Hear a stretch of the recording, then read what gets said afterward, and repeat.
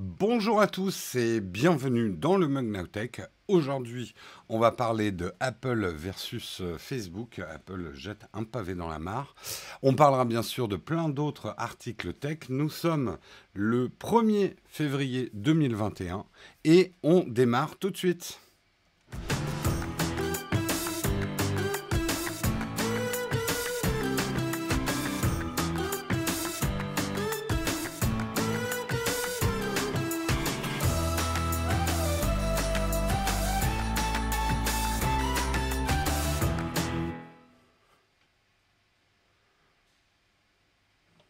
Bonjour à tous et bienvenue à toi Vanessa, si c'est ton premier mug en live.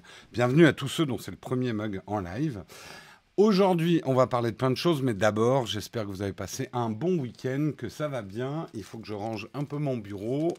Hop, on va pouvoir commencer tout de suite. J'espère que vous avez passé effectivement tous un bon week-end. De quoi on va parler ce matin? Alors, j'affiche mon iPad. J'ai un... Ah, il ne s'affiche pas. Ok. Pourquoi il ne s'affiche pas? Eh bien, on va réparer ça. Ça commence bien. Les aléas du direct. Il ne veut pas. Allez, un petit effort. Ah, voilà un bruit que j'aime bien. Voilà. Alors, j'ai un nouveau moyen d'organiser les articles. Donc, c'est pas comme avant. Le premier article, on parlera justement d'une excellente et révolutionnaire nouvelle pour les utilisateurs d'Apple. Au-delà de ce titre, c'est effectivement ce que Apple prépare versus Facebook. La guerre est déclarée. On parlera également, alors un excellent article en anglais, mais je vous conseille de le lire, How Lulz Took Down Wall Street. Donc on reviendra un petit peu sur ce qui s'est passé à la bourse la semaine dernière. Si vous n'avez pas regardé le mug de vendredi, je vous le conseille fortement. Je vous donnais les outils pour décrypter cet article. On parlera également de 2020 qui a été l'année de tous les records pour le streaming de jeux vidéo, Twitch en tête. On parlera également qu'on pourra bientôt charger nos appareils mobiles avec de l'air. Et on parlera également d'une tendance lourde, la tendance à la réparation qui connaît un vrai boom au point que la main-d'œuvre manque. Et nous terminerons par une petite cerise sur le croissant. C'est Ikea qui va sortir un assortiment de meubles dédiés aux gamers. Voilà un petit peu pour les articles du jour. Un mug sans problème technique ne serait pas le mug. On a quand même une majorité de mugs où il n'y a pas de problème technique. Hein, mais on fait quand même un live tous les jours, donc statistiquement, on n'a pas trop de problèmes techniques. Hein, je me réconforte comme ça.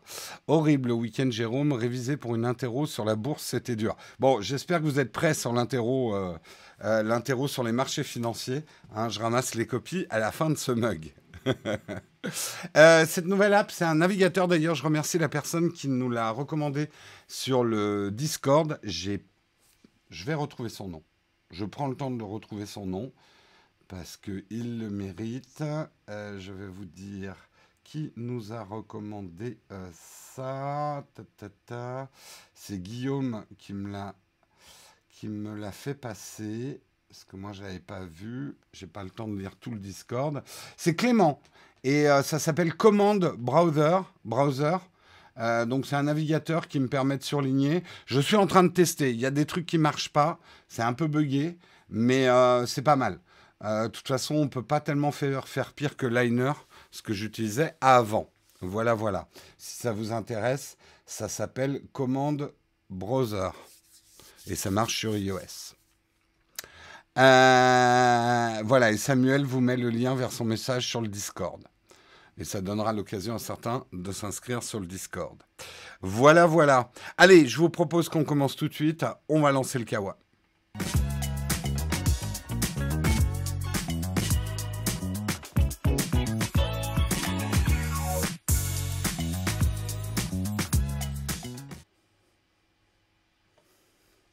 Et effectivement, on va commencer par la grande guerre qui se prépare entre Apple et Facebook. C'est à couteau tiré.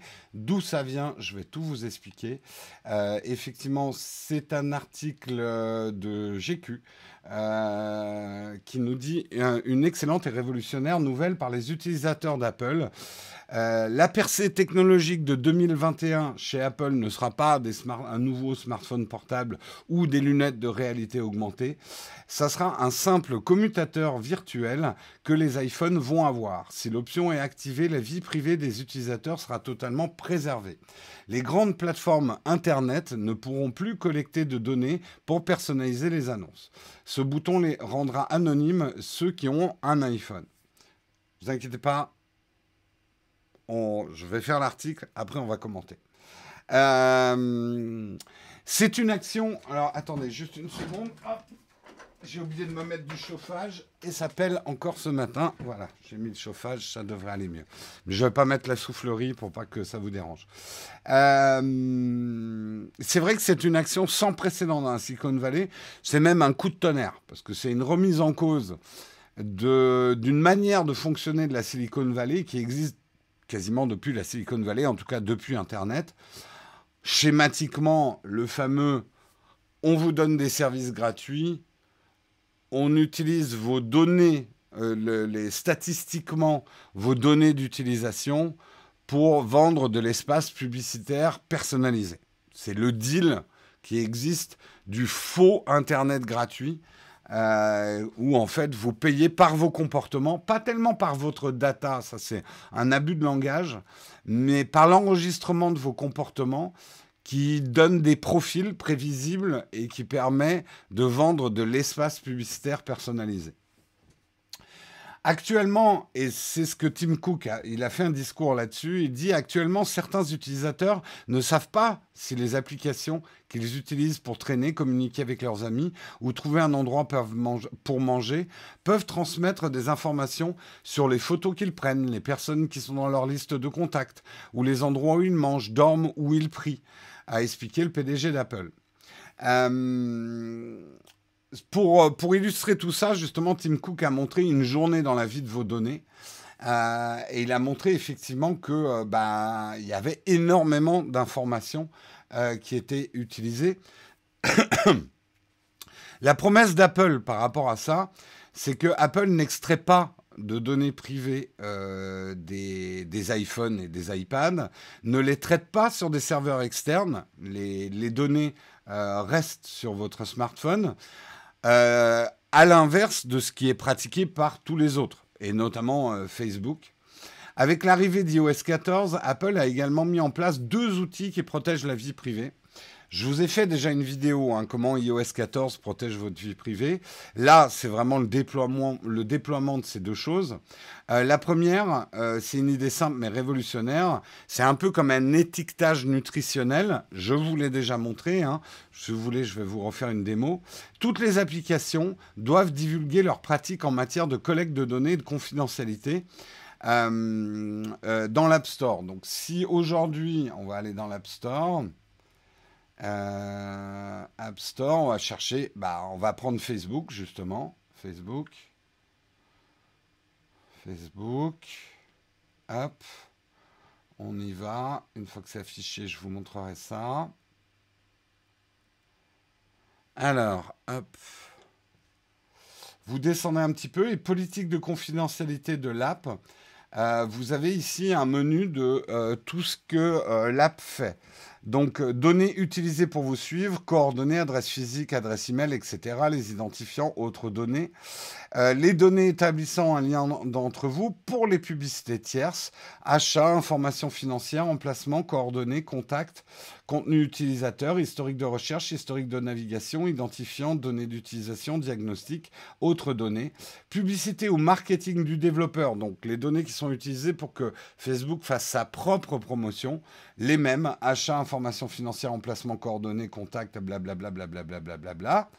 Analyse, santé et activité physique, achat, informations financières, emplacement, coordonnées, contact, contenu utilisateur, historique de recherche, historique de navigation, identifiant, données d'utilisation, blablabla, blablabla, blablabla, personnalisation du produit. Bref, vous avez, et Facebook c'est un de ceux qui a le plus, qui est le plus long. Oui, l'horloge ne s'affiche pas, c'est pas très grave. Voilà. Donc, ah ouais, je pensais pas. Alors, ça, c'est vraiment... Alors, ça reste encore un peu obscur, mais c'est quand même un peu plus lisible que des conditions générales d'utilisation. Surtout que c'est la même nomenclature pour tout le monde. Alors, méfiance tout de même. Ces informations-là sont purement du déclaratif. C'est-à-dire, c'est au développeur de l'app de transmettre à l'App Store quelles sont les données qu'il collecte et comment il les utilise. Donc, il peut mentir. S'il ment et qu'Apple le chope, ça va faire très mal. Et on l'a vu, Apple n'a pas peur, parce que c'est maintenant leur ligne marketing, cette défense de la vie privée, n'aura pas peur même de kicker un Facebook d'Apple. J'entends beaucoup de gens qui me disent oui, mais Apple ne peut pas se permettre d'enlever Fortnite.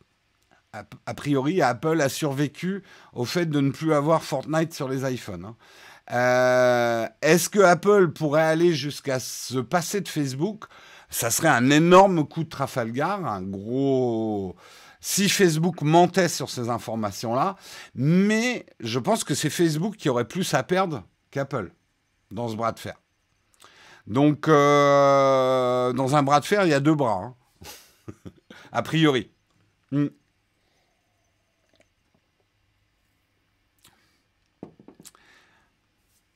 Surtout un jeu vidéo. Donc, effectivement, c'est du déclaratif, ces infos-là, mais quand même, Apple veille. Et si certaines personnes s'aperçoivent qu'il y a des données qui sont collectées qui ne sont pas citées dans ce listing, ils peuvent faire un report à Apple. Apple va mettre son nez dedans. Et là, ça peut faire mal. Et je pense que même Facebook ne va pas déconner avec ces infos-là. D'ailleurs, c'est pas un hasard si Google a mis autant de temps ou met autant de temps à faire une mise à jour de ses applis. C'est qu'ils doivent être en train de préparer ça. Et d'ailleurs, il y a des news la semaine dernière que j'ai pas eu le temps de traiter, mais Google, bizarrement, est en train de réduire le data qu'ils prennent comme de par hasard. Retirer Facebook, c'est retirer toutes les applications du développeur, WhatsApp, Instagram et Facebook. Effectivement. Alors, c'est sûr que ça serait pénalisant pour Apple de les enlever. Très pénalisant. Mais qui perdrait le plus? Il ne faut pas oublier que l'utilisateur lambda Apple est quelqu'un qui utilise beaucoup son smartphone et qui achète beaucoup de choses. Donc, je pense que si Facebook devait dire aux annonceurs, bah écoutez, on n'est plus sur iOS, ni WhatsApp, ni Instagram, ni Facebook, ils vont avoir un problème aussi. Donc, effectivement, là, déjà par cette première mesure, Apple jette vraiment un pavé dans la mare, parce que c'est pas dans les pratiques habituelles de la Silicon Valley. Mais l'autre pavé dans la mare, il est encore plus gros. Ils ont d'ailleurs retardé son déploiement de plusieurs mois pour laisser un petit peu Facebook s'adapter. Le second est appelé App Tracking Transparency, ou ATT. Il s'agit essentiellement de redonner le contrôle aux utilisateurs et de leur donner le droit de regard sur la manière dont leurs données sont traitées. Le ATT entrera en vigueur. Quand le ATT rentrera en vigueur, les utilisateurs auront leur mot à dire sur la façon dont ils sont suivis. Certains n'hésiteront pas à partager ce genre d'informations pour recevoir des annonces personnalisées. Cependant, je soupçonne que beaucoup d'autres préféreront ne pas le faire, nous dit Tim Cook. En gros, ça va être un switch, un interrupteur, qui va vous permettre, quand vous l'activez, il n'y a plus rien qui sort. Il n'y a plus rien. En tout cas, les données ne peuvent pas être utilisées par les applications que vous utilisez. Ce n'est pas un VPN, c'est simplement un truc que les données ne pourront plus être collectées par l'appli que vous utilisez. Alors, il y a probablement des fonctionnalités qui marcheront moins bien sans cette collecte de données. Vous aurez toujours des pubs, mais elles ne seront plus du tout personnalisées. En gros, c'est ça. Merci Vronka pour ton Prime, merci beaucoup. Et ça, l'interrupteur va pas tarder à arriver, effectivement, et a rendu très très nerveux toutes les entreprises du secteur avec Facebook en tête. Et d'ailleurs, Facebook va porter plainte contre Apple, parce qu'effectivement, c'est tout. Je ne vais pas rentrer dans les détails, mais en gros, c'est tout le business model de Facebook qui est mis à plat. Alors, je suis annonceur sur Facebook et ça fait quelques semaines que Facebook nous dit qu'il risque d'y avoir des perturbations et une baisse de résultats sur la pub à cause du méchant Apple. Oui, oui. Alors, le truc, et Tim Cook, il est malin. Enfin, Apple, ils sont malins. Ils ne bloquent pas le système. Vous pourrez l'activer, le système publicitaire tel qu'il est, pour avoir des pubs personnalisées. D'ailleurs, moi, j'ai bêta-testé l'ATT. Je peux vous dire, ça fait bizarre de ne plus avoir des pubs personnalisées. J'ai des pubs pour n'importe quoi maintenant, hein, dans mon Instagram, dans mon Facebook, c'est n'importe quoi. C'est drôle d'ailleurs. C'est drôle de voir à quel point je m'étais habitué à avoir des pubs personnalisées. Et c'en est même chiant, parce que le problème de la pub non personnalisée, c'est qu'elle est beaucoup plus intrusive, elle gêne, parce qu'elle ne m'intéresse pas. Donc elle est encore plus polluante de mon fil. En même temps, la pub personnalisée était peut-être plus insidieuse. Elle me faisait passer des messages publicitaires. Donc il y a un débat à avoir. Et là où Apple est malin, c'est qu'il ne bloque pas le système. Simplement, il donne le pouvoir à l'utilisateur de dire oui ou non. Ce que je trouve très bien. Ce que je trouve très bien dans l'absolu. Cela étant dit parce qu'il y a un mais. Et il y a un gros mais pour moi. En fait, on sait que Apple, c'est un argument marketing, cette défense de la vie privée. Apple n'a jamais réussi à faire d'argent dans le business de la publicité personnalisée. Ils ont essayé à une époque lointaine, ils se sont complètement plantés. À partir de là, Apple, par les faits, n'a pas collecté les données puisque ça ne lui servait à rien. Apple ne vend pas de données. Ils n'ont jamais réussi à percer dans ce marché-là. Depuis quelques années, les équipes marketing d'Apple ont dit finalement, vu qu'on ne fait pas d'argent avec ce marché-là, est-ce qu'on pourrait pas transformer une de nos faiblesses en force? Et de dire schématiquement, oui, vous payez votre smartphone plus cher chez Apple ou votre tablette, mais nous, on va protéger votre vie privée. C'est pas comme les méchants Google, Facebook ou les autres qui prennent vos données pour en faire de l'espace publicitaire personnalisé. Et c'est comme ça qu'ils font plein d'argent. Et vous ne savez pas ce qui se passe. C'est de la publicité cachée. C'est des pratiques trompeuses parce qu'elles sont dissimulées. Donc nous, Apple. Donc, on pourrait se dire, c'est très bien ce qu'ils font. Le truc, c'est que je trouverais ça à 100% très bien si Apple disait, on fait ça, mais tout le monde fait ça. En gros, s'ils avaient rendu l'ATT open source, avec un code qu'on pouvait contrôler nous-mêmes, et qu'ils fassent ça en incitant les autres à faire pareil qu'eux. C'est-à-dire, là, j'aurais pu me dire, oui, Apple œuvre pour le bien de l'humanité. Là, ce que je me dis, c'est que Apple œuvre pour qu'on achète des iPhones. Voilà, la défense de la vie privée est un argument marketing. Maintenant, pour Apple, c'est en clair, ils n'ont pas peur d'affronter direct le business model et même probablement de créer du chômage. Et ça va probablement créer une assez grosse crise. Hein. On va voir dans les mois et dans les années qui vont venir. Mais il y a une crise. Il y a Criteo en France qui se casse complètement la gueule à cause de ça aussi. Pas que à cause de ça, mais en partie à cause de ça. Finalement, c'est tout le business model d'Internet à revoir. C'est le grand retour d'Internet payant. Et là, vous aviez le sourire jusque-là, peut-être en écoutant cet article, en disant « C'est bien, la pub. Ah, c'est des méchants. Ah, trop de pub, berk. » Mais maintenant, je vous dis « Ok, il va falloir payer. » Ah non. Ah non. Moi, je veux un Internet gratuit et sans pub, monsieur. Ah je vais mettre des adblockers. On en reparlera du business des adblockers. C'est un sujet délicat et difficile.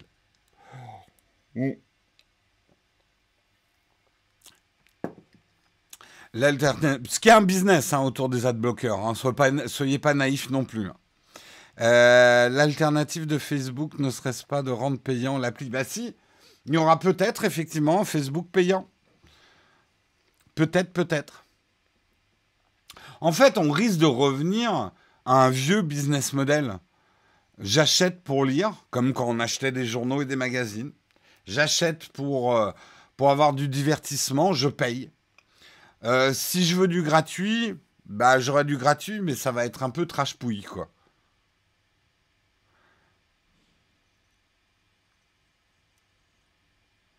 Euh, Il y aura des pubs, elles seront juste moins ciblées, voire pas ciblées du tout.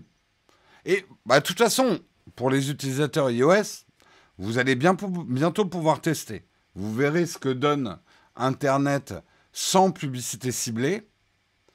Ce que je vous dis juste, c'est que ça fait un choc. Une vidéo sur les adblockers, c'est compliqué à faire. Je vais vous expliquer très simplement pourquoi. C'est parce qu'il y a un peu une omerta dans le métier. Ça se fait pas trop de parler des adblockers parce que beaucoup de sites, beaucoup de contenus préfèrent payer les adblockers pour pas se faire payer, pour pas se faire bloquer. Il y a de l'argent qui circule, même sur des projets effectivement complètement ouverts. Euh, je ne veux pas noircir le tableau parce que je sais que certains font de l'adblocking comme un truc un peu militant, etc. Mais il y a aussi tout un marché de l'adblocking qui est un peu chelou, où il y a de l'argent qui transite, qui est un peu un business de péage. Si tu payes pas, j'affiche pas ta pub. Voilà, donc, et c'est difficile de faire une enquête si on veut faire les choses bien. Nous, on n'a pas des capacités journalistiques non plus de vraiment pouvoir enquêter. Et les premières touches que j'ai commencé à faire, j'ai compris que s'il y a aussi peu d'articles sur les adblockers, c'est peut-être pas un hasard. Voilà.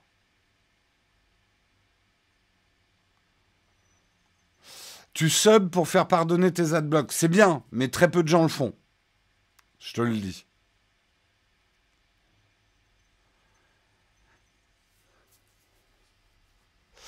Le cas des publicités ciblées pourrait se faire en interne sur l'appareil.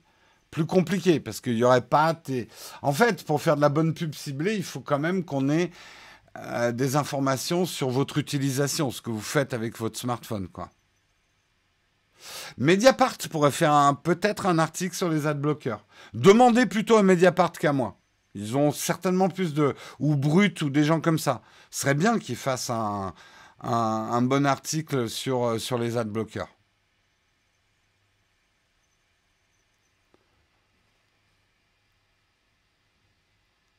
Euh,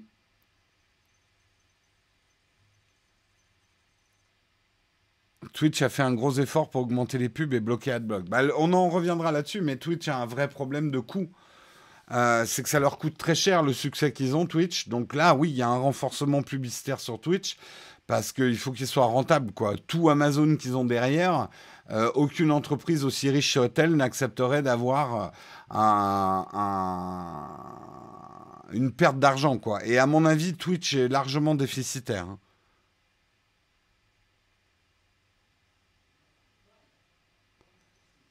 Vous n'êtes pas journaliste non plus, non. Alors d'abord, non seulement on n'est pas journaliste, puis on n'a pas forcément envie de l'être, et puis surtout, on n'a pas les ressources humaines d'un journal. Nous, on est deux et demi, trois à travailler autour de la chaîne. On ne peut pas dédier un journaliste qui va faire une enquête. On n'a pas les moyens, on n'a pas les finances pour faire une vraie enquête.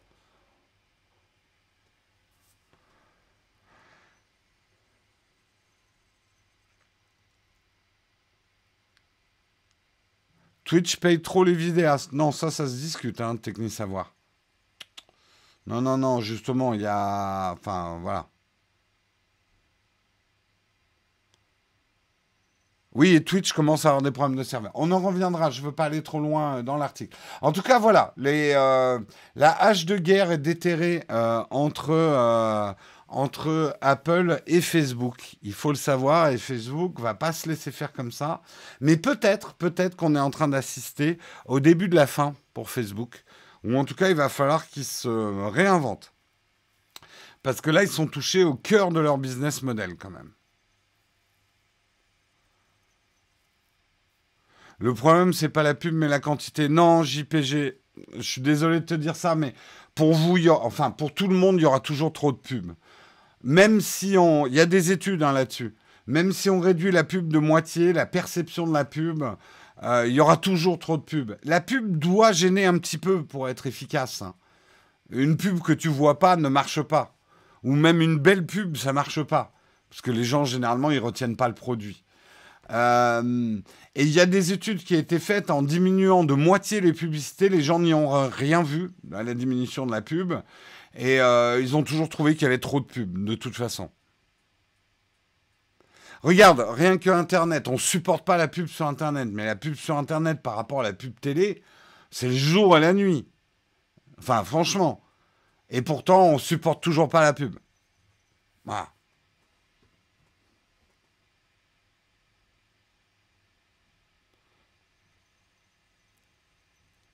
Ben, c'est pour ça qu'on est parti de la télé, mais c'est aussi pour ça qu'Internet a eu du mal à être rentable en enlevant de la publicité, en contre des services gratuits. Il y a un moment, il faut simplement être logique, il faut arrêter d'être partisan. De toute façon, tout le monde est anti-pub, personne n'aime vraiment la pub. Mais après, voilà, c'est un mal... Enfin, moi j'accepte la pub parce que je comprends le deal que j'ai passé avec le service que j'utilise.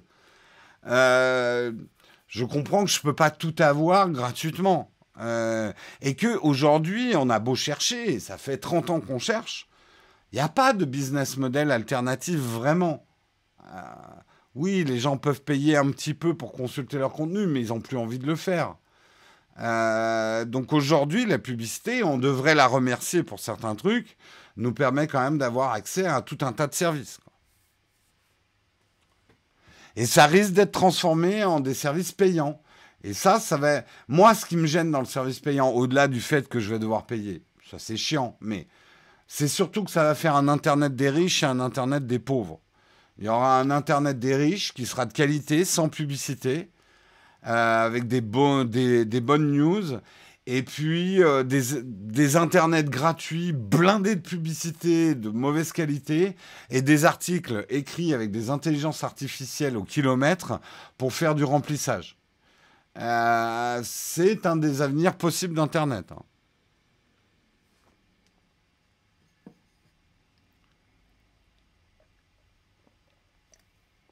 Et c'est ça qui me gêne.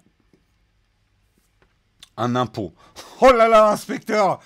Ah là là, l'inspecteur, ouais, on va rajouter un impôt, ouais, pour tous les Français, ouais. Genre, on va appeler ça redevance Internet. Je pense que les gens vont être ravis. Ravis, ravis. Merci beaucoup, XenFR. Alors, j'ai passé beaucoup de temps sur le premier article, mais il était intéressant. Donc, le deuxième article, j'aimerais être plus incitatif. Je vous invite à le lire. C'est un article de OneZero qui est paru sur Medium. Si vous ne connaissez pas la plateforme Medium, je vous la conseille. Il y a vraiment d'excellents articles. Et ça s'appelle How Lulz Took Down Wall Street. Ça résume un petit peu ce que je vous expliquais vendredi. Mais il dit des choses hyper intéressantes dans cet article. Je vous en dis des extraits, mais il résume assez bien la situation. Il parle notamment de la gamification de la bourse.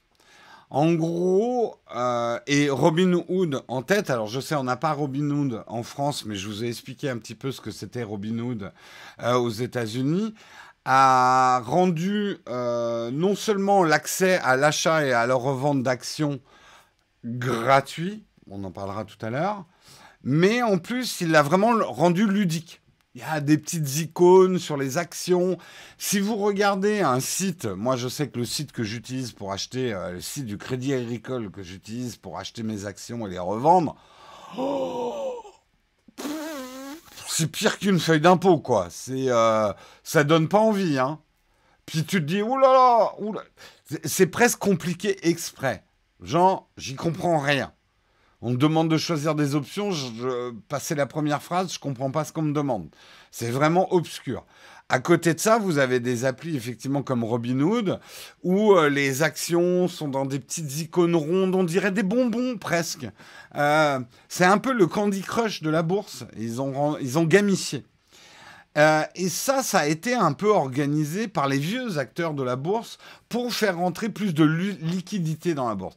L'avantage des petits actionnaires, ce qu'on appelle les piggies, hein, si vous avez suivi vendredi, c'est que ils viennent avec leurs petites économies, ils mettent ça à la bourse et ça fait un ajout de liquidité. Et les grands acteurs de la bourse, ils se frottent les mains. Ils se frottent les mains. Ça s'est un peu retourné contre eux.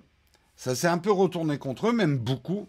Et c'est ça qui est intéressant dans ce qui s'est passé la semaine dernière, même si ça se passe depuis un an, hein, en fait, dans les faits, c'est ce qu'il explique un peu dans l'article. Mais là où il dit qu'on se trompe sur l'analyse de la situation, c'est que la bourse traditionnelle n'a pas compris la culture Internet, la culture des LOLs. Et il y a quand même quelque chose dans ce qui s'est passé sur Reddit avec les Wall Street Bets, c'est que les personnes qui ont acheté les GameStop, si vous avez suivi, n'ont pas fait ça forcément pour l'argent, mais pour faire chier les acteurs traditionnels de la bourse. Enfin, voilà, avec cette culture du mème, des LOLs, on fait ça avec un côté absurde de toute la culture Internet qu'on aime, hein, d'ailleurs, cette culture Internet. Il y a un côté anarchiste aussi, il y a un côté militant, ce qui fait que la plupart, en tout cas les premiers à avoir commencé à acheter les GameStop, c'était vraiment dans un axe pour faire chier le Wall Street et les traders de Wall Street traditionnels. Ils y sont brillamment arrivés. Et le truc, c'est que, et il explique justement dans cet article, les mécanismes, c'est que si les mecs tiennent bon, ils peuvent aller jusqu'à vraiment couler. On sait d'ailleurs qu'il y a un trust fund qui a perdu déjà 50% de sa valeur, rien qu'avec cette histoire, parce qu'ils avaient shorté sur... je vous ai expliqué ce que c'était que shorter. Ils avaient shorté sur les GameStop. Et certains sont en train vraiment de se casser la gueule. Alors, ils se sont rebiffés. Et à travers Robinhood, qui est la plateforme qui permet d'ailleurs à beaucoup de gens qui sont sur le Reddit d'acheter leurs actions, Robinhood a bloqué les achats pour ces petits actionnaires. Et pendant ce temps-là, les gros actionnaires ont pu faire quand même leur business derrière et essayer de limiter la casse. Donc c'est un deux poids, deux mesures qui a d'ailleurs rendu furieux certains politiques aux États-Unis, parce que c'est clairement une obstruction du marché. Alors, le CEO de Robinhood ce week-end a pris la parole en disant mais non, on n'est pas du côté de Wall Street, nous on s'appelle Robinhood, on est là pour défendre les petits porteurs. Si on a bloqué l'achat de GameStop et d'autres actions AMZ, etc., c'est pour vous, c'est parce qu'il nous fallait des liquidités, c'est pour vous protéger, etc.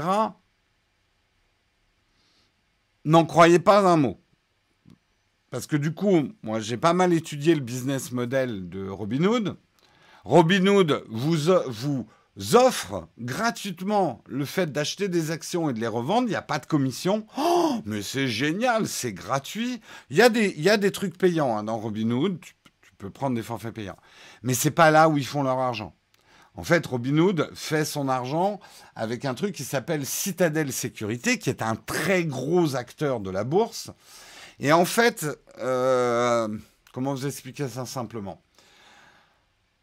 En regroupant Robinhood plein de petits actionnaires, ils arrivent à faire des grosses opérations en bourse à travers Citadel Securities.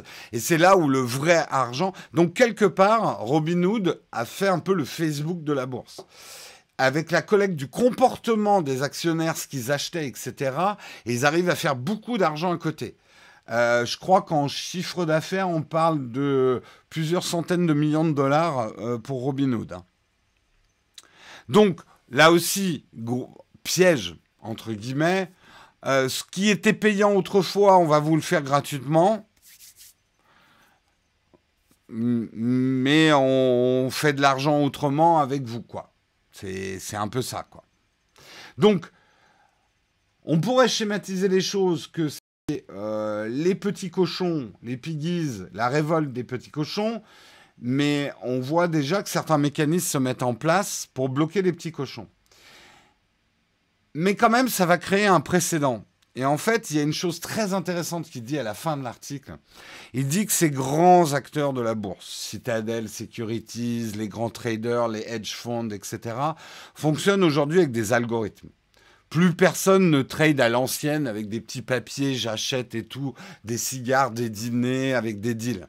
Tout le monde achète des algorithmes faits par des mathématiciens qui gèrent statistiquement la bourse avec des calculs de risque et de l'optimisation. Ce qu'ont fait les gens de Wall Street Bets, ils ont fait quelque chose de complètement imprévisible pour l'algorithme. Ils ont défoncé le système. Alors, ça aura pas... Bon, on le voit, hein, cette semaine, ils vont essayer de le faire sur d'autres trucs. Ça a des actions sérieuses sur la bourse. Hein. Attention à ne pas minimiser.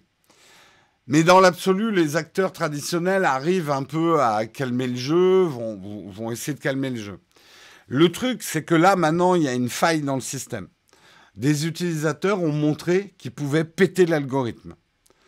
Et ça entraîne de la volatilité et de l'insécurité boursière, ce qui est mauvais pour la bourse. C'est là d'ailleurs où on risque d'avoir des conséquences, nous tous, hein, sur ce qui se passe. On peut voir ça comme quelque chose de bénéfique et je pense que c'est vraiment bénéfique d'un certain côté. Moi, j'ai toujours boursicoté avec ce côté. Je ne vois pas pourquoi moi, j'aurais pas des actions d'entreprise. Il est temps, entre guillemets, que le peuple reprenne le pouvoir ou une partie du pouvoir de la bourse. Et quelque part, ça, c'est la chose bénéfique de ce qui se passe.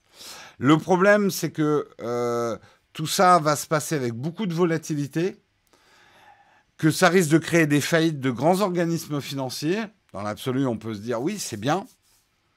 Mais souvenez-vous, 2009, qu'est-ce qui se passe quand il y a des faillites de grands systèmes financiers? C'est les petits cochons qui payent à la fin avec leurs impôts. Voilà.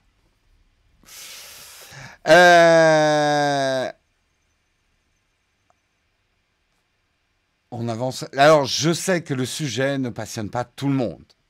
Hein. Désolé, le tutorien, mais c'est un peu ça, le mug. Il y a des sujets que certaines personnes aiment bien, puis d'autres non. N'imposez pas vos préférences aux autres.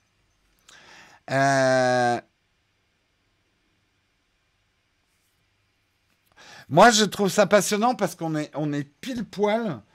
C'est très intéressant de voir cette culture Internet. Et je pense qu'il y a un enseignement à tirer. Et je vous en ai déjà parlé. Par exemple, si moi, je vous conseille de vous amuser à péter l'algorithme de YouTube. Ne regardez plus les vidéos que YouTube vous recommande. Regardez les vidéos que vous avez choisi de regarder. Essayez de péter l'algorithme. Et si le message, vous arrivez à le faire passer à un certain nombre de gens, est-ce que ça serait pas rigolo d'arriver à changer les tendances de YouTube? Au lieu d'avoir des trucs faciles à regarder, un peu TF1, quoi, en tendance de YouTube, si on arrivait à faire monter des Nota Bene, des Cyrus North, des trucs intelligents, qui soient dans les premiers des recommandations YouTube et des tendances. Ça serait génial. Ça serait génial.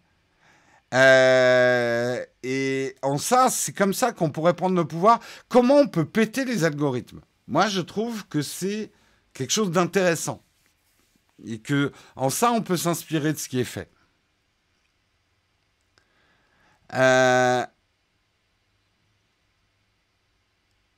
Je ne comprends même pas comment on peut aller dans l'onglet tendance, tellement c'est de la merde. Bah oui, mais plutôt que d'accepter cet état de fait, essayons de changer les choses.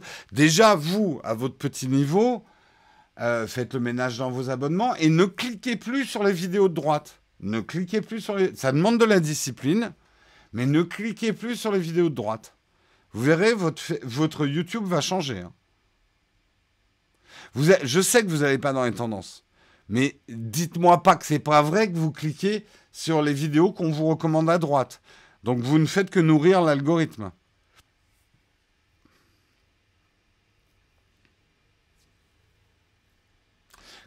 Alors, je vais vous montrer. J'ouvre YouTube. Yep. J'ouvre n'importe quelle vidéo sur YouTube. Hugo Décrypte, par exemple. Ok.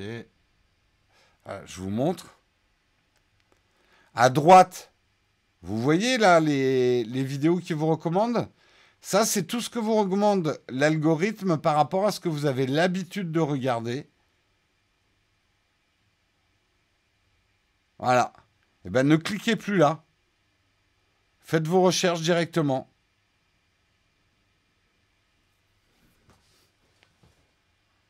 Ça, c'est un moyen de péter l'algorithme.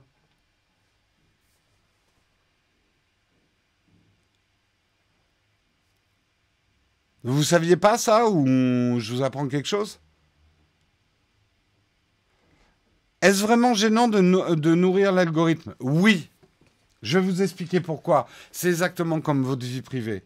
Il y a une chose qu'on se rend vraiment bien compte, c'est que avec tout ce data, au-delà du problème de la pub, imaginons même que la pub ne soit pas un problème majeur. Le gros problème d'Internet et des algorithmes, c'est que c'est en train de polariser Internet. C'est-à-dire, selon ce que vous regardez, et si vous ne protégez pas bien votre vie privée, on va vous nourrir de contenu dont vous avez envie facilement, et finalement vous renforcer dans vos convictions en vous empêchant d'aller voir ailleurs.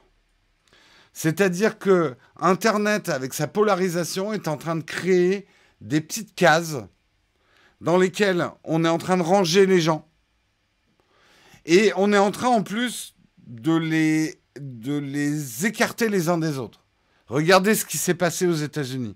C'est exactement ça. C'est le problème de la polarisation d'Internet qui est amené par les algorithmes. En vous nourrissant de ce que vous avez envie de regarder, finalement, on vous enferme, et le documentaire de Netflix derrière vos écrans de fumée l'explique bien ça, on vous enferme dans vos convictions. Vous êtes de droite, on va vous montrer que du contenu de droite. Vous êtes de gauche, on va vous montrer que du contenu de gauche. Donc vous allez avoir cette perception qu'il n'y a que du contenu de gauche ou que du contenu de droite sur Internet. Et encore, là, je prends des grands clivages. Et que les autres qui ne pensent pas comme vous, mais ils vivent sur une autre planète. Moi, les articles que je lis, ça me montre bien que j'ai raison. Comment les autres peuvent penser ça? C'est juste pas possible. Et c'est ça la polarisation d'Internet, c'est ça le grand danger. Si vous voulez un argument pour expliquer à votre famille pourquoi c'est dangereux de trop mettre sur sa vie privée sur Internet, c'est pas les pubs. Il faut pas leur expliquer ça, c'est trop compliqué. Ils vont avoir du mal et ils vont toujours vous dire j'ai rien à cacher. Le problème d'Internet n'est pas ça. Le gros problème sociologique d'Internet aujourd'hui, c'est cette polarisation avec toutes ces données. Et comme les algorithmes, grâce à ces données, vous abreuvent de ce que vous demandez, vous n'allez plus jamais voir ailleurs et votre esprit se ferme petit à petit. Et ça, c'est très dangereux. Vraiment, il faut avoir les yeux ouverts sur ce problème parce que ça peut vous sembler rigolo. Puis, finalement, c'est bien qu'Internet me recommande uniquement ce que je veux voir. Au moins, je perds pas de temps. Ouais, mais tu t'enfermes dans tes certitudes, tu t'enfermes dans ta vie. Alors que le projet d'origine d'Internet, c'était d'un monde plus grand, plus ouvert, avec plus d'échanges de données. Internet nous met des œillères.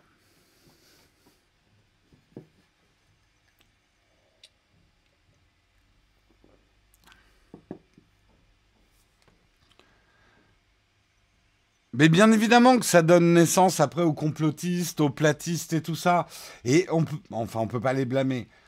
Quand t'es platiste et que t'as que des infos et des vidéos qui t'affirment que la Terre est plate, bah ça devient ta réalité. T'es plus du tout ouvert au débat. Et eux vont nous reprocher la même chose. Les platistes vont dire, mais vous êtes désinformés. Vous ne regardez que des vidéos qui vous disent que la Terre est ronde. Donc forcément, vous pensez que la Terre est ronde. Mais vous avez tort. Nous, on sait que la Terre est plate. Et ça fait un dialogue de sourds. Il n'y a plus du tout de dialogue possible. Et honnêtement, ce qui arrive aux États-Unis doit nous ouvrir les yeux. Parce qu'on est justement arrivé au problème. C'est un effet de bord hein, qui est créé par Internet, mais c'est un effet de bord grave, cette polarisation. Donc c'est pour ça qu'il faut combattre l'algorithme, c'est pour ça qu'il faut protéger votre vie privée. C'est pour éviter les polarisations d'Internet et éviter d'être polarisé. Bref, j'espère que je vous ai fait un peu flipper parce que c'est vraiment ça le fond du problème. Allez, on continue, on continue. Oui, il faut aller vite. 2020 a été l'année de tous les records pour le streaming de jeux vidéo. Quelques chiffres quand même. Lors du troisième trimestre 2020, le public a regardé plus de 7,46 milliards d'heures de contenu sur toutes les plateformes de streaming en direct, soit une augmentation de 91,8% en un an. C'est énorme. Twitch domine alors largement le marché en devançant ses rivaux YouTube Gaming et Facebook Gaming. En 2020, le public a donc consommé 17 milliards d'heures de streaming sur Twitch, soit une croissance de 83% par rapport à 2019. Ce total s'établit à 3,59 milliards sur Facebook Gaming, qui a fait quand même un joli plus 166% en un an. Du côté des vidéos en replay, YouTube Gaming s'en sort aussi très bien avec 100 milliards d'heures de visionnage et plus de 40 millions de chaînes actives. Du point de vue des contenus, l'année 2020 a été marquée par la montée en puissance d'une catégorie sur Twitch. Et cette catégorie, c'est le Just Chatting. Donc ceux qui pensent que Twitch, ce n'est que le jeu vidéo, c'est en train, depuis 2020, vraiment de changer. La preuve, c'est que vous êtes en train d'écouter un live qui ne parle pas du tout de jeux vidéo sur Twitch, dans la section Just Chatting. En période de pandémie, cette section a permis à beaucoup de décompresser tout en nouant un lien social. Dans les jeux eux-mêmes sur Twitch, quels ont été les gros succès en streaming? Il y a eu Valorant, qui a réussi à s'imposer, Fall Guys, et bien sûr Among Us, qui ont été, on va dire, le trio de tête des jeux les plus regardés en streaming.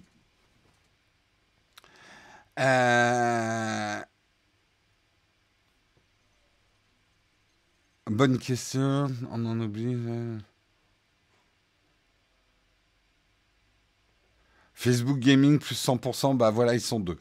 Il y a des gens qui utilisent, je sais, hein, ça prête à sourire, Facebook Gaming, mais il y a des gens qui l'utilisent. Il y a des gens qui l'utilisent. Mais bon, on peut retenir effectivement que le live, et mine de rien, il n'y a pas si longtemps, moi je me souviens de gens qui disaient le live, ouais. Moi, ça fait bientôt 4 ans, voire plus, que je fais du live. Avant sur YouTube, maintenant sur Twitch. Donc, ceux qui nous découvrent sur Twitch en disant alors papy, on se met au live, j'ai envie de leur dire hé hey, mec, je faisais du live, tu reniflais tes couches. Le live était un peu voilà, l'enfant pauvre d'internet. Là, c'est une vraie montée en puissance. Alors c'est vrai que nous, les lives, on les a commencés avec Periscope, pour vous dire. Après, on était sur YouTube, maintenant on est sur Twitch. Et c'est clairement Twitch la meilleure plateforme pour les lives. Nous, on le voit dans les chiffres. Hein. Clairement, clairement.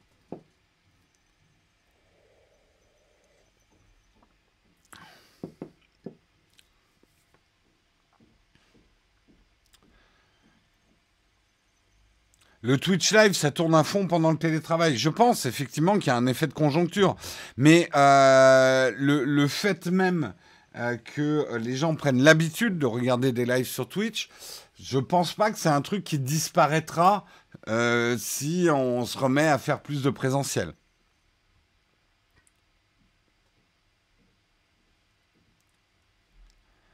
Qui est devenu le live de Webedia, c'est mort. Le live de Webedia, il est mouru. Et là, si on voulait faire une analyse de ce qui s'est passé avec le live, ils ont voulu adopter les codes de la télé sur Twitch et ça marche pas du tout.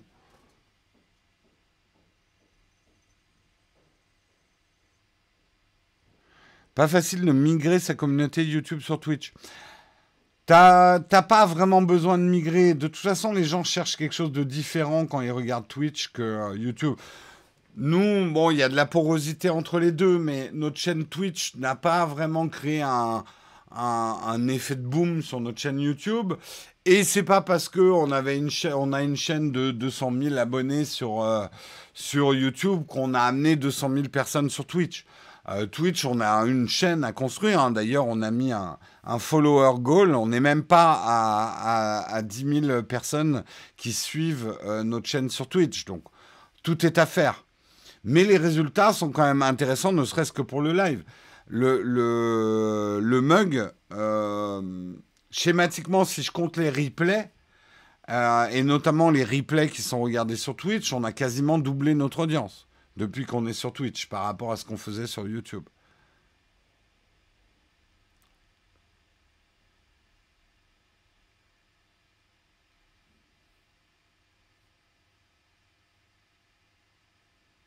Je suis d'accord, pas mal de lives ressemblent à des plateaux télé.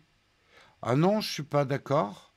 Tu vois, pour moi, Popcorn est l'émission qui a trouvé le juste équilibre entre professionnalisme télé et une liberté de ton qui est très twitchienne. Bah, c'est fait par des vrais streamers. Et je trouve que l'émission... Parce que parfois, le côté Twitch à l'ancienne, mal filmé, mal éclairé, mauvais son, moi, j'arrive pas à regarder. Je trouve que Popcorn est super agréable à regarder comme émission, par exemple.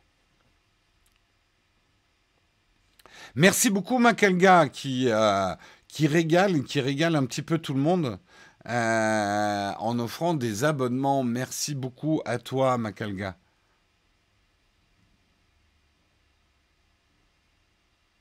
Mais c'est intéressant, ces phénomènes. Intéressant, intéressant. On avance.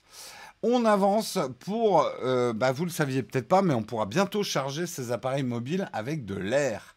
Et oui, la marque chinoise Xiaomi pourrait étendre encore son emprise grâce à une nouvelle méthode de recharge qui semble révolutionnaire. La Mi A-Charge Technology, méthode de contact sans fil ni contact, nécessite simplement de placer son appareil mobile dans un rayon de quelques mètres autour de la station de charge. Recharger son téléphone et son ordinateur, mais aussi sa montre connectée et son bracelet fitness, grâce à l'air ambiant, constitue une promesse assez incroyable, d'autant que la technologie développée par le géant chinois pourrait apparemment permettre de recharger de nombreux appareils à la fois. C'est un peu le rêve de Nikola Tesla qui devient réalité, l'électricité qui recharge sans fil, mais vraiment sans fil et sans contact. Ça veut dire que là, je pourrais avoir une borne sur le bord de ma table qui serait en train de charger tous les appareils qu'il y a sur la table sans que j'ai à les... ou même à les magnétiser avec un MagSafe ou quoi que ce soit. Euh, pour l'instant, alors la charge n'est pas ultra rapide, bien évidemment, mais on s'en fout, puisque ça recharge tout le temps, quelque part. Bien évidemment, on n'a pas encore vraiment les chiffres sur la déperdition énergétique. Moi, ce que j'ai peur, ça me paraît sympa comme truc, mais ce que j'ai peur, c'est qu'il y ait une perte énergétique en faisant ça qui soit terrible et qui rende ça écologiquement pas top du tout. Si pour avoir 5% de charge sur mon truc, il y a 95% de l'énergie qui part dans l'air, je pense pas que j'adopterais le truc, quoi. Franchement. Quand on voit déjà qu'avec la recharge sans fil avec contact, il y a une énorme déperdition quand les deux bobines sont pas parfaitement alignées. C'est pour ça d'ailleurs que maintenant on essaie de faire des trucs comme Apple avec un guidage magnétique pour que les deux bobines soient les plus proches possibles. Donc, bon, ça fait rêver parce que ça serait un monde vraiment sans câble où il n'y aurait même pas besoin du câble de charge pour son ordinateur et tout ça. Ça fait rêver. Maintenant, alors, certains doivent se dire oui, mais toutes ces ondes, de l'électricité dans l'air, est-ce que ça va nous griller le cerveau? A priori, non, mais ça reste à confirmer. Ils sont pas encore tout à fait au point, hein. Xiaomi en a parlé, mais ça risque pas d'arriver tout de suite. D'ailleurs, les prochains appareils de Xiaomi ne seront pas compatibles avec cette technologie. Et vraiment, moi, je pense qu'il faut attendre de voir c'est quel est le taux de déperdition de cette technologie, hein.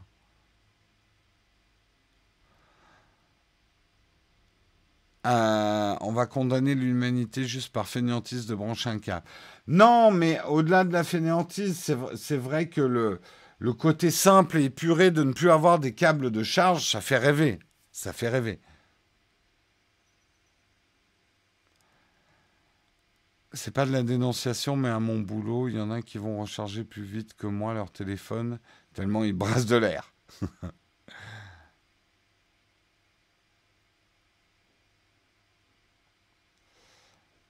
Tu auras un radiateur en continu avec les déperditions pour ton bureau et c'est pas mal en hiver. C'est vrai, c'est bien de voir le côté positif des choses.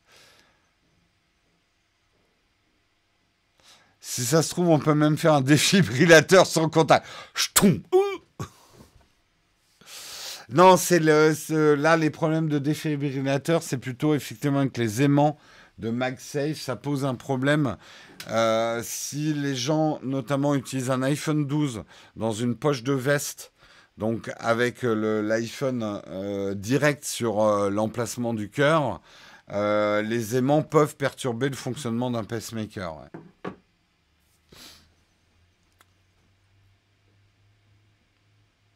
Oui, une défibrillation à distance s'appelle un taser. Oui, c'est très bien vu, MDS. Tout à fait.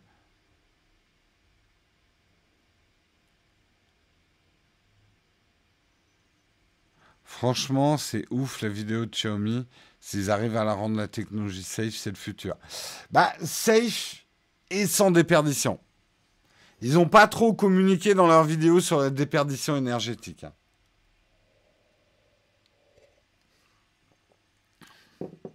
Franchement, moi, j'adopte pas un truc où il y a 95% de l'électricité perdue, quoi.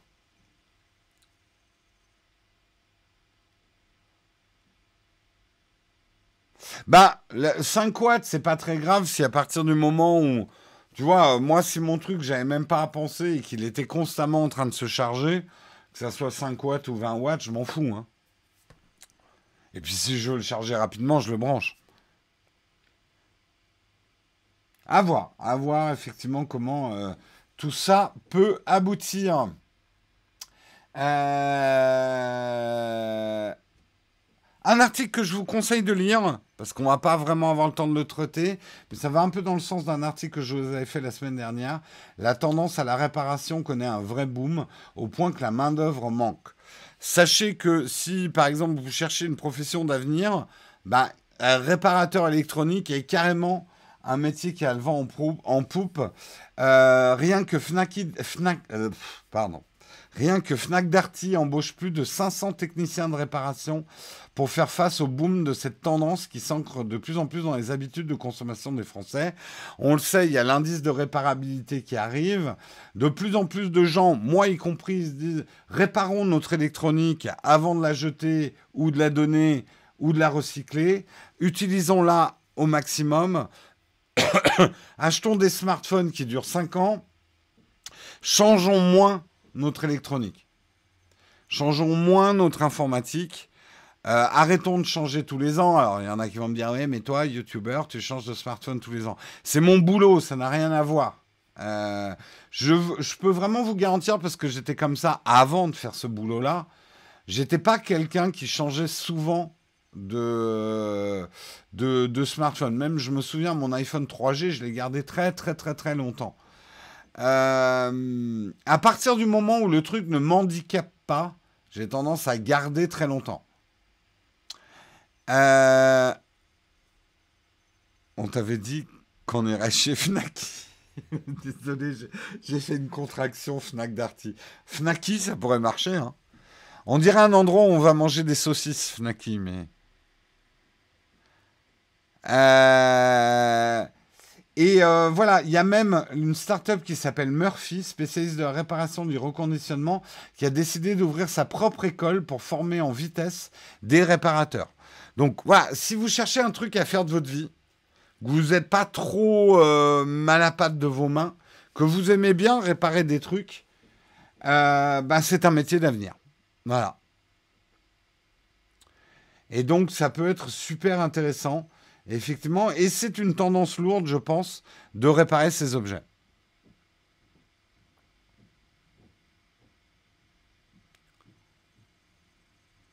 Des mécaniciens électroniques, c'est un job d'avenir et preuve même dans l'automobile. Ils cherchent plus d'électriciens ou d'informaticiens que des mécaniciens purs, ouais.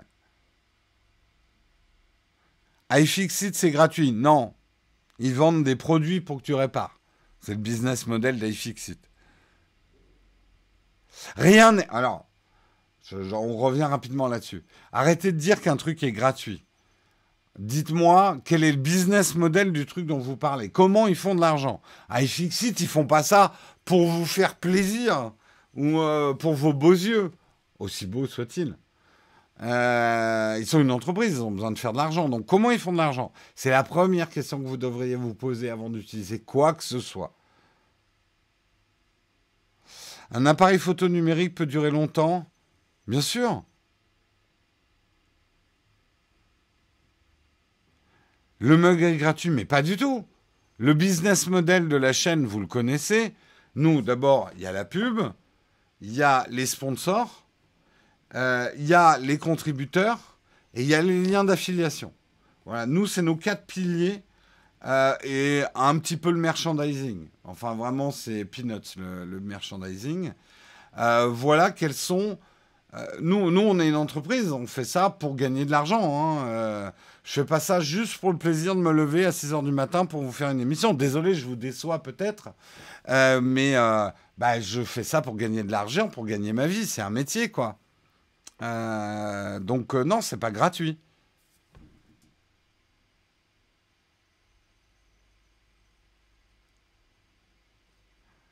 C'est une boutade, oui, mais je la prends au vol, ta boutade.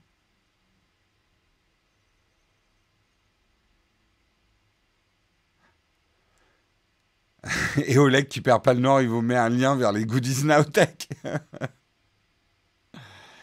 Je vous l'ai expliqué. Allez voir ma vidéo sur ToonMe et WhatsApp. Il faut aller plus loin que si c'est gratuit, c'est toi le produit. Parce qu'il y a un certain confort à s'arrêter à cette phrase. Ça évite d'aller plus loin. C'est un bon début, hein, déjà, de se dire si c'est gratuit, c'est moi le produit. Mais ce n'est que le début de la compréhension. Non, les projets open source ne sont pas gratuits. Ils ont besoin de vivre. Simplement, ils sont basés sur la contribution. Financement par contribution. Mais ils ne sont pas gratuits.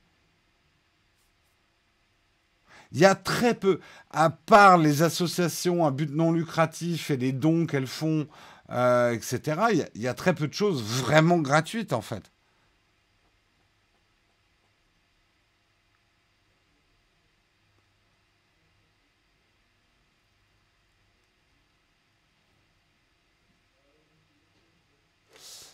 Euh, Donc on ne peut pas dire que c'est pas gratuit si c'est En gros, si personne ne fait des dons à un truc open source, il se casse la gueule. Voilà. Donc il y a bien un business model. Mais non, Telegram Signal, il faut leur donner de l'argent. Alors t'es pas obligé. Mais si personne n'en donne, ils vont se casser la gueule. Voilà. Donc il y a un business model.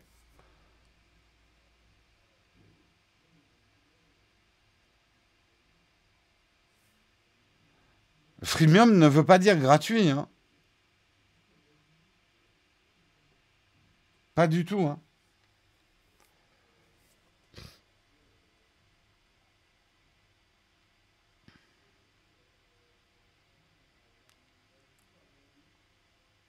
Alors, le fondateur de Telegram explique bien que cela est gratuit, il n'y a pas de business model.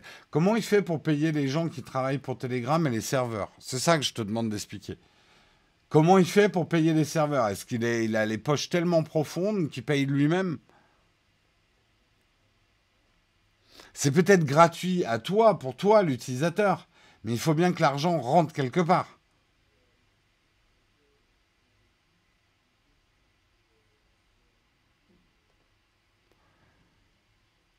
Mais regarde, il paye avec des fonds et certains investisseurs. C'est exactement ce que j'avais pronostiqué qui arrive à Signal. Signal, beaucoup de gens m'ont dit, quand je leur ai demandé, mais comment ils vivent Signal? Oh, mais ils ont des gros donateurs. Oui, depuis la semaine dernière, ils ont tellement de problèmes de serveurs que les gros donateurs vont pas suffire. Et tous les nouveaux qui arrivent sur Signal, ils vont pas donner d'argent. On va voir, mais j'ai peur que Signal ait des problèmes assez rapidement. C'est là où faut pas être naïf, quoi.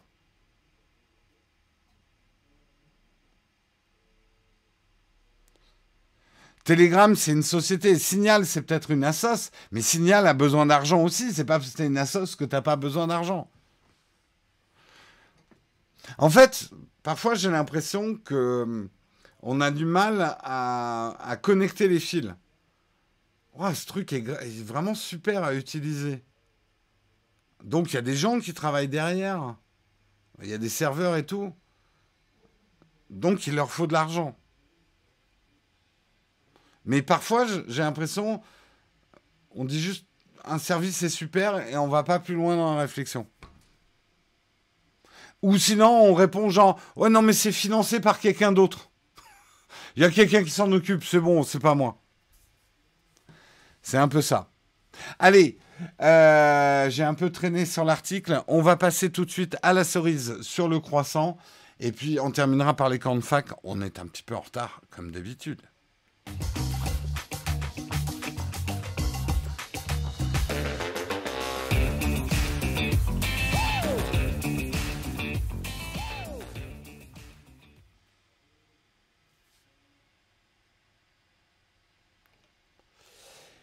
Et pour le dernier article, je voulais, parce que c'est assez kiffant, Ikea, bon, alors on sait que toutes leurs boutiques sont fermées en ce moment, mais ils vont sortir un assortiment de meubles destinés aux gamers. Je vais vous montrer ça. Et il y a des trucs assez cool. Euh, donc voilà, plein de petits accessoires, le porte-câble, l'enceinte, un bureau dont on va reparler. Moi, ce qui m'intéresse le plus, parce que si vous connaissez un peu l'atelier, on a déjà ces espèces de planches, mais ils vont sortir des trucs qui permettent de tenir des claviers, des trucs magnétiques pour accrocher vos câbles, accrocher vos tournevis, tout ça avec un design. Ils ont travaillé avec Republic of Gamers d'Asus. Un petit peu sur le design, on retrouve un petit peu ces motifs. Il y aura alors indispensable le porte-mug. Le porte-mug, hein, ça j'en veux un tout de suite quoi. Le porte-mug spécial gamer pour éviter de renverser son café sur son clavier. Il y aura effectivement un bureau debout qui existera dans cette gamme. Alors pour l'instant, on n'a pas les prix. Il n'y a pas de date de sortie en France.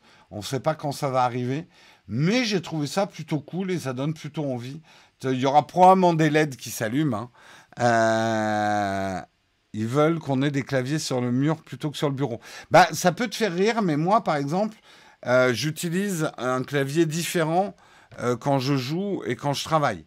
Quand je travaille, j'utilise le Logi MX Keys, celui-là. Et quand je joue, ben, justement, je ne l'ai pas là, mon clavier de jeu. Et de pouvoir ranger mon clavier de jeu dans un truc, il est là-bas, mon clavier de jeu. Ça serait pratique, quoi. Ça serait super pratique.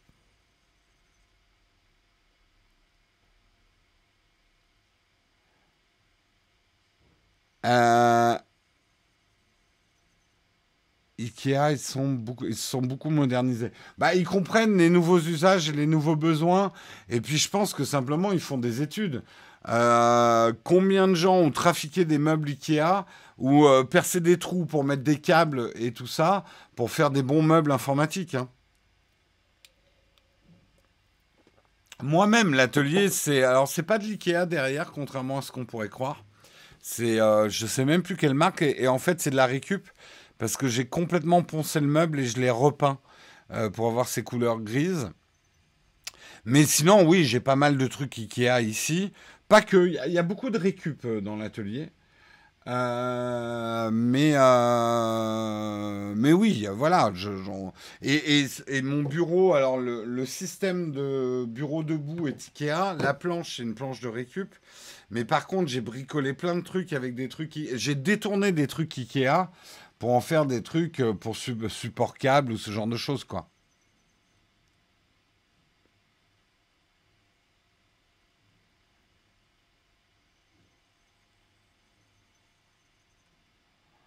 Euh, Merci Jérôme, j'étais justement en train de chercher à changer de bureau, je vais attendre. Bah peut-être après moi, bon, très honnêtement, le problème du bureau, je vais vous dire, il a l'air pas mal, il est assez sobre, mais l'espèce de marquage là au pied, trop gamer là, non, c'est. J'essaye moi d'avoir une déco gamer qui fait pas trop gamer en fait. Et c'est un peu trop gamer. Par contre, je suis beaucoup plus intéressé par les petits accessoires que je pourrais mettre sur des trucs qui seraient beaucoup moins typés, quoi. Les étagères, ouais, elles sont pas mal. Bon, après, c'est vraiment de l'étagère Ikea un peu traditionnelle, hein. Ils ont juste mis des figurines pour faire geek, quoi. Mais quand même, il y a l'air d'avoir des trucs malins. Puis je pense qu'il y aura des emplacements pour mettre des LED et des trucs comme ça, quoi. Intéressant, intéressant. Oui, bah, je pense qu'ils sortiront une chaise gaming aussi, hein. Là, elle n'est pas montrée, mais il y aura probablement une chaise gaming. Ils vont probablement se mettre sur ce marché-là, hein. Voilà, voilà. C'est la fin de la cerise sur le croissant. On va passer à la dernière rubrique de l'émission. Celle que vous attendez tous. Les cornes fac. Vous me posez des questions et j'ai peut-être des réponses.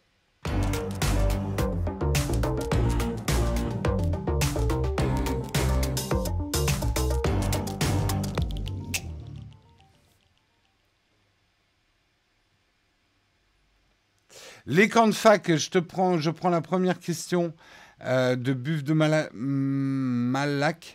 Petite question sur les contributeurs, il est possible de regarder en replay la vidéo du jeudi privé? Oui. Alors, selon là où tu es contributeur, d'abord le lien est toujours affiché sur Discord dans la section contributeur du Discord. Mais si tu es contributeur sur Patreon et sur YouTube Member ou même sur Twitch, je t'ai envoyé un mail. Et le lien fonctionne toujours. En cliquant sur ce lien, tu verras la vidéo en replay. Et c'est pareil sur Patreon ou sur YouTube Member. Il suffit de recliquer sur le lien privé que j'ai envoyé aux contributeurs. Tu penses quoi du retard des pays européens? 6G est déjà fonctionnel en Chine. Non, la 6G n'est pas fonctionnelle en Chine. N'exagérons rien. Ils travaillent déjà dessus. On a du retard en Europe, mais une fois qu'on a comblé notre retard, on a tendance à aller assez vite. Et attention, on n'a pas du retard partout en Europe sur la 5G. Surtout en France, on est en train de prendre du retard. Voilà. Une recommandation d'antivirus sur Mac. Alors, j'avoue que j'en utilise plus. J'ai plus le nom en tête. On avait travaillé pour une boîte d'antivirus. On avait fait un truc pour eux. Je l'avais installé. Il était pas mal, mais je sais plus qui c'était. Mais sinon, je peux pas te conseiller sur de l'antivirus sur Mac. C'était E7, merci, E7. Pour revenir sur les news, si on n'a pas une chaîne YouTube pour les lives, tu conseilles l'ouverture d'une chaîne Twitch? Ah, carrément. Carrément, carrément. Ah oui, les lives sont beaucoup plus à l'aise sur Twitch que sur YouTube. Plutôt standing desk ou bureau plus traditionnel? J'ai un standing desk. Alors, j'avoue que je ne l'utilise pas assez en standing. J'ai un standing desk au bureau. Et chez moi, j'aimerais bien avoir un standing desk maintenant. Que pense des déclarations d'adoption des cryptos sur Elon Musk? J'ai pas traité l'info. Oui, Elon Musk a mis dans son header de Twitch hashtag Bitcoin. Et du coup, l'action Bitcoin a grimpé de 20% dans la journée ou quelque chose comme ça. Ça fait beaucoup d'influence pour un seul gars. C'est tout ce que j'ai à dire. Je déteste pas Elon Musk, hein, je l'aime bien. Je le révère pas plus que ça. Certainement quelqu'un de très intelligent. Mais je trouve que ça fait beaucoup de pouvoir pour une seule personne de pouvoir un hashtag et les marchés. On a un peu l'impression qu'il a son armée et que. Alors lui, il veut vraiment se venger de la bourse, hein. Lui, il a une dent contre la bourse et notamment les shorters. Il a une très grosse dent. Il veut les faire payer, hein. quitte à faire perdre les gens qui le suivent. Parce que voilà, du coup, tout le monde s'est rué sur le Bitcoin. Bitcoin, faut avoir le cœur bien accroché, le porte-monnaie aussi, hein, parce que ça yoyote. Hein. Ah ouais, ça monte haut, hein. Mais les chutes, elles sont brutales. Hein. Brutales, brutales. J'ai développé un blind test multijoueur en ligne avec un ami. J'aimerais bien que les streamers le testent pour le mettre plus en avant. Mais c'est possible ça aujourd'hui avec les dernières réglementations de Twitch. C'est un projet totalement bénévole pour s'occuper pendant le confinement. Je ne saurais pas te dire. Bah, contacte des joueurs, fais-leur tester le produit. Ils te diront si c'est compatible avec Twitch ou pas.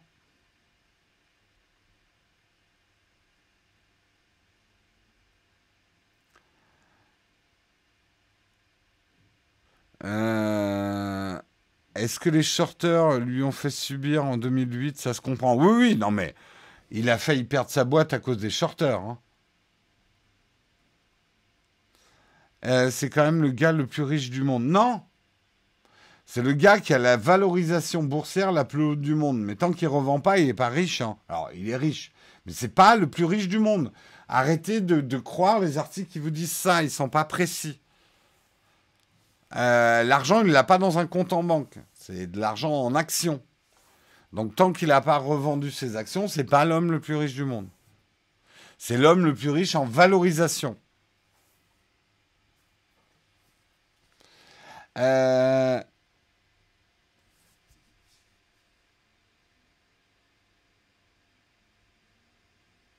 Jeff Bezos, c'est pareil. Il a encore beaucoup, beaucoup de choses en action. Merci beaucoup, Dafo, pour ton Prime, 5e mois d'abonnement.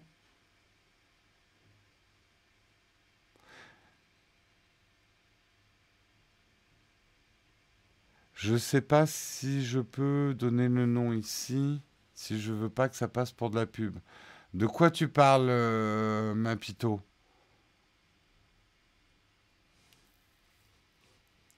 Est-ce que tu connais la nouvelle start-up Lancelot?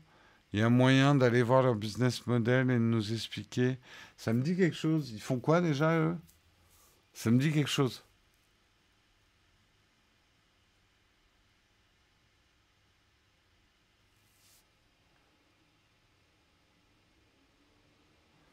Argent en compte en banque, c'est pas ton argent. Donc c'est pareil. Non, non, non, non, 43. 43 ans, ça n'a quand même rien à voir.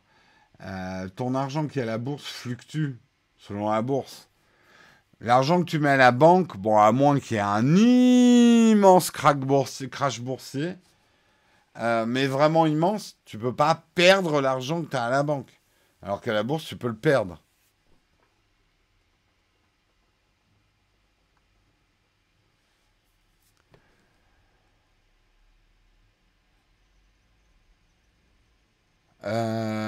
Tant que t'as pas ton argent dans les mains, tu n'as rien. Ouais, ouais, non, mais tout à fait, enfin, ton argent de la bourse, oui. T'as pas gagné, t'as pas perdu tant que t'as pas vendu. Hein. Je pense qu'il nous faudrait des petits schémas pour montrer l'argent en valorisation. Non, pas de schéma. Les schémas sont perturbants. Salut Jérôme, j'ai un GH4. Est-ce que le Sony A6400 ou XT3 pourrait être meilleur en basse luminosité? Un peu, ouais. Un peu. Si tu veux, si tu as vraiment un problème de basse luminosité, prends full frame. Ou des lumières, c'est encore mieux. Parce que ton GH4 pourrait très bien marcher peut-être avec des lumières. Mais tu n'as peut-être pas l'opportunité de mettre des lumières parce que tu filmes peut-être des concerts. C'est peut-être ça. Si c'est pour filmer des concerts, ouais, je te conseillerais plutôt d'aller vers du full frame. Puisque tu m'as pas parlé de budget, je te...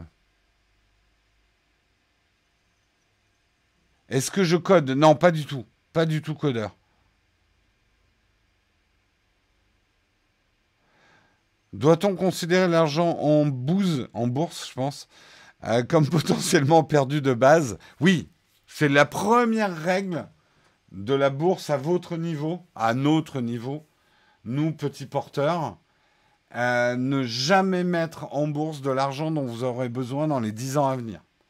Si vous avez 20 ans, dans 10 ans à venir, vous allez probablement vouloir acheter une maison ou votre appart ou quoi que ce soit. Donc ne mettez pas cet argent-là. Euh, Mettez-y. Moi, je sais, j'ai c'est un business model comme un autre, hein. J'ai un ami qui boursicote que avec l'argent qu'il gagne au loto. Voilà, c'est le seul argent qu'il met à la bourse. Et ça lui a plutôt réussi.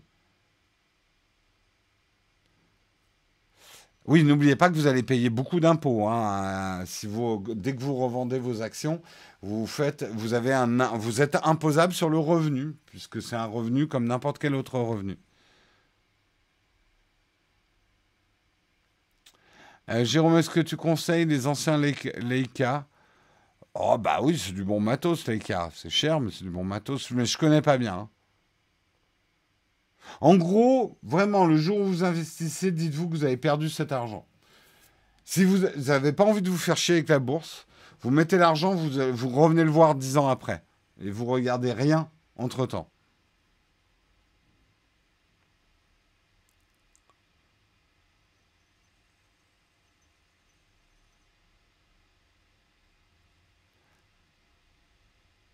Euh,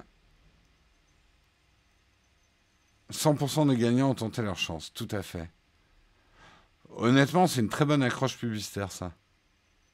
Appli de partage de jeux, va voir. Oula. Ah, c'est une appli de partage de jeux. Lancelot va voir en live. Non, en live, non. La garantie des dépôts couvre les comptes et livrets d'épargne. 100 000 euros. Ah oui, oui, attention, voilà, si vous voulez mettre de l'argent au chaud et que pas avoir de risque, à la limite, vraiment, prenez un PEA et faites acheter par votre banquier des OPCVEM qui sont des OPCVM. Ah merde, je sais plus comment ça s'appelle. C'est une espèce de bouquet d'actions, vous vous occupez de rien. Il y a des garanties pour pas que ça perde. Ça perd quand même, mais bon, après, vous attendez pas des performances incroyables, mais au moins, vous perdrez pas votre argent.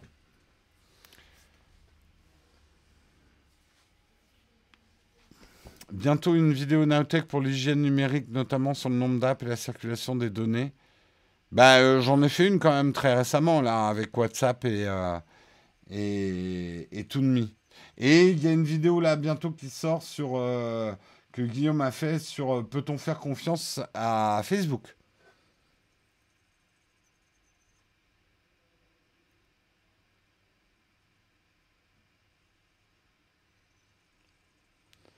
Est-ce que vous arrivez à avoir une stabilité financière chez Nowtech? On est stable cette année. On a, on a moins perdu d'argent. Ah bah c'est sûr que la fluctuation d'argent est dure à gérer. Disons que si tu te lances dans un... En plus, comme on le fait nous, faut aimer la précarité. Voilà. La précarité, faut l'embrasser. Voilà. Moi, je vis pour la précarité. Alors, c'est très provoque ce que je vais dire, mais moi, c'est évident que la précarité, c'est mon moteur. S'il n'y avait pas l'urgence de gagner de l'argent, j'en gagnerais pas. Parce que l'argent est quelque chose qui me fait chier, mais chier à un point inimaginable. Enfin, c'est le dernier truc auquel je pense. Je suis un peu un artiste dans l'âme. Donc, si j'ai pas un peu de précarité, la précarité, ça me donne la niaque de penser à l'argent, en fait.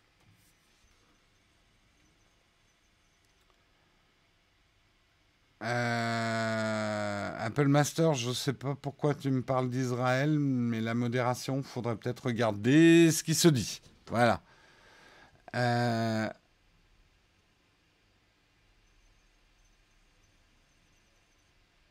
Ah non, certainement pas. La bourse, je veux bien vous donner des tuyaux pour que vous compreniez la bourse, mais il est hors de question que je fasse un truc de conseil boursier. C'est votre argent, je veux surtout pas en être responsable. Désolé, hein, Apple Master, je sais pas ce que tu veux dire parce que j'ai pas vu le contexte, mais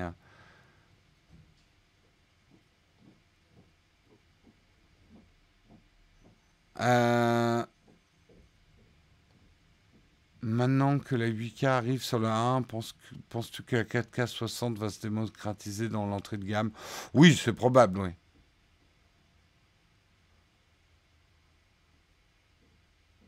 Quand tu reçois une offre de rachat d'actions, est-ce qu'il faut accepter en général? Non, tu n'es vraiment pas obligé.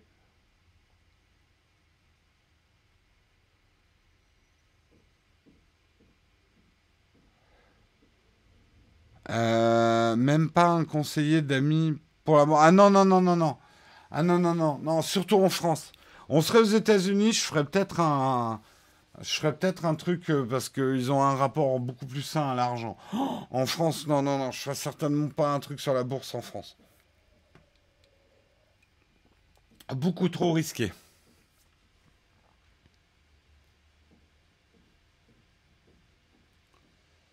On ne fera jamais ce que Facebook fait de nos données, c'est comment envoyer un mail. À quand une OPA sur Pepe Garcia? Mais c'est une OPA du cœur que je lance sur Pepe Garcia. Faire de la prise écrite vous intéresse? Alors, pas du tout. Je déteste écrire. Mais vraiment, mais même répondre à des mails ou même... Vous pouvez pas savoir quelle souffrance c'est pour moi de vous répondre sur YouTube. Je préfère mais 100 000 fois faire des vidéos que de devoir vous taper le moindre texte, quoi. Je déteste écrire. Donc surtout pas la presse écrite.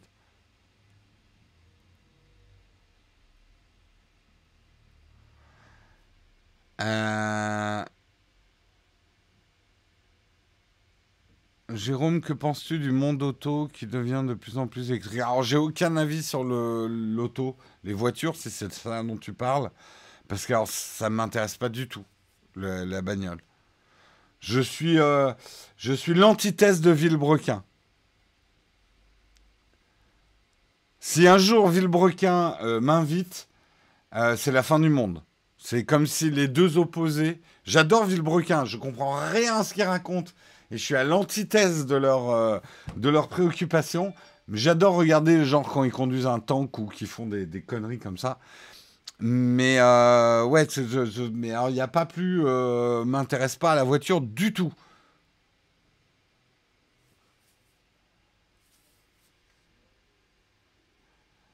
Ah, j'écris mes vidéos, ouais, mais j'écris d'une manière spéciale avec mon MindNode.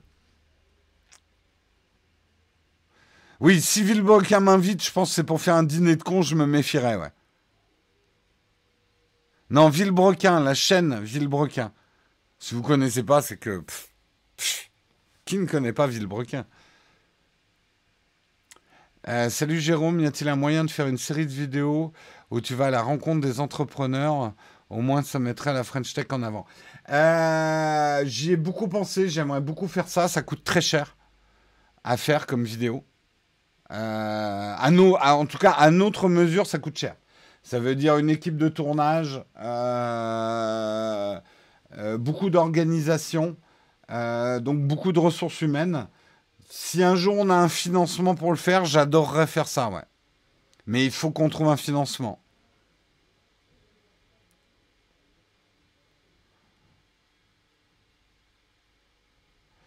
As-tu une idée de ce qui va se passer si un jour Internet disparaît du jour au lendemain?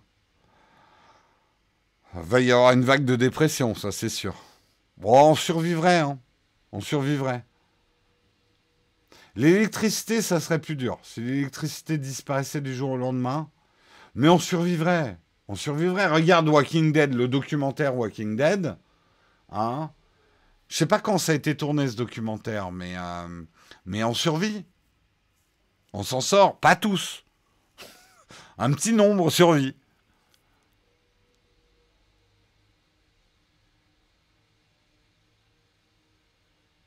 Et tout seul en vlog, ça serait plus abordable. Non, et puis ça serait relou à faire. Mauvaise image, c'est pas notre genre de truc, hein. On n'a jamais fait de vlog parce que moi j'aime pas le format visuel vlog, je trouve que c'est moche, quoi. À part certains vlogueurs. Il est 9h30, il faut que je coupe. Merci de vos questions, hein. Déjà, pour survivre, il faut se préparer. Tout à fait. Walking Dead, d'accord, c'est un documentaire de 2010. Fais une vidéo sur la PS5. J'en ai pas et alors ça m'intéresse pas les consoles. Donc non, je vais pas faire une vidéo.